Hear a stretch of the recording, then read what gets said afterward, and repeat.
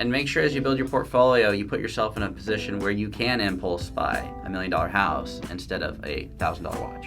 Today we were talking about how we bought a waterfront 4,200 square foot $1 million house for $0 down. Now, $0 was in the budget. My name's Christian. This is Cody. Welcome to our channel. We're going to talk to you exactly how we bought a $0 down, huge house in an excellent location, why we did it, how we did it, and here we go.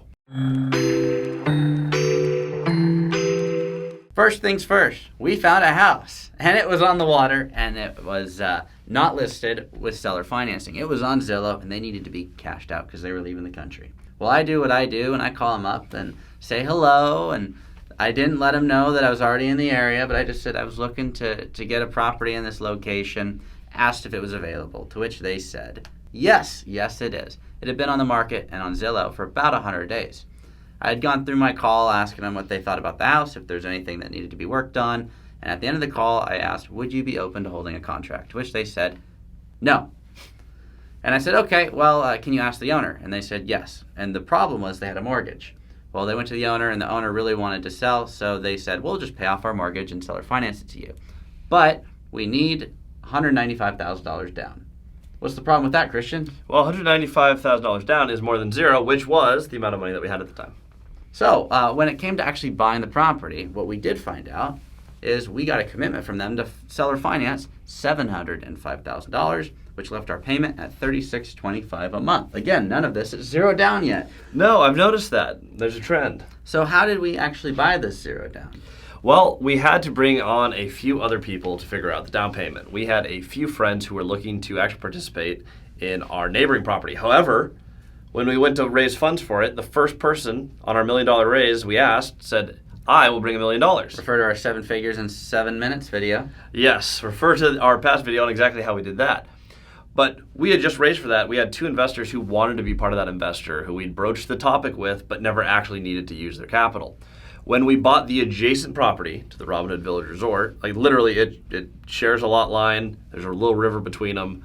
When we buy that project, we went to the investors who already wanted to invest in a similar project and said, look, this is run in conjunction and branded with the Robin Hood Village Resort. This is your way to be a piece of this deal. And it's going to cash flow day one because we're going to tie it to the Robin Hood in a way where we have the rental income. It's actually our only Airbnb house, but really it's just a piece of an existing resort. And it has 2 additional dwelling units, which are rented out full time, which cover the bulk of the mortgage. Now, the beautiful part of it is our mortgage is $36.25 a month. And downstairs, we are bringing in about $2,500 a month, meaning that we have about $1,200 to cover our mortgage that we need to make on Airbnb. Yes. Which I would argue it does. I would definitely say yes. So we are in a fantastic location. Does phenomenally better in the summer than the winter, but winter, the Airbnb by itself about breaks even. In the summer, it does 3 to 4 times the revenue is what we're seeing, and we're projecting that goes up now that school got out in our state yesterday.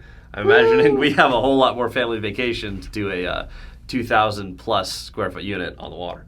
Now, when it comes to buying any piece of real estate, whether it's $1 million waterfront house with additional dwelling units, whether it's a huge apartment complex, or something like the Robin Hood Village Resort, you have to line up 3 things: your deal, your debt, and your equity. And you can buy whatever you want with that model, but you need to make sure you never lose it. So you have to have long-term fixed rate debt with positive cash flow and margin. Now, we violated one of those things on this house because we did a 3-year mortgage. Why the heck did we do that? Ooh, gross. Because that's what they needed. They want to be cashed out in a certain period of time. That's what closes this deal. Why would we do that since we say in every single video, long-term cash flowing fixed rate debt? Well, we're going to pay this one off, or the Robin Hood can buy it. Either way. We have multiple exits of the existing debt to pull it into long-term cash flowing fixed rate debt. We come in with a solid plan. We could realistically do it in year 1. We gave ourselves 3 times the amount of time we need to make our adjustments and move our pieces. If you have enough pieces to where you can move them around, there are exceptions for every rule, but we have our rules so that when you're getting started, you have best practices as your guiding light of where to go and where not to go. If this was your first deal ever, this would be off limits. You would not have the pieces, we would not have the pieces to make a commitment to slightly overpay for a house and be like, oh, it's only $900,000. I'm sure we'll figure this out in 3 years. That is not a doable piece if you are new to the game. If you already have over 100 multifamily units that cash flow, you have the adjacent property, which happens to be an astronomically larger resort than the house that you're buying. You can adjust those pieces, and we have multiple exits into longer debt. And one of the prior owners of the resort actually said that was a pretty stupid deal, and no more triplexes because it's a 3-unit property. He said no more. I think he told you that. Yep, no more White Houses. Oh yeah, no more White Houses.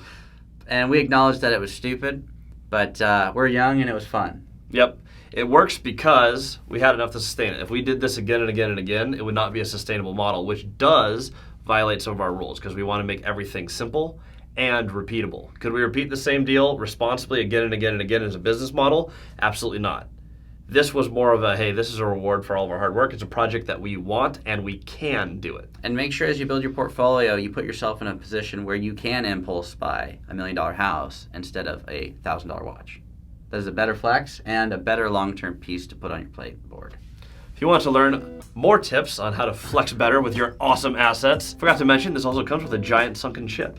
So you can get all sorts of fun stuff seller finance, but if you want to learn how to play this game at the highest level, follow this channel for more. Again, I'm Christian, this is Cody, and thank you for watching.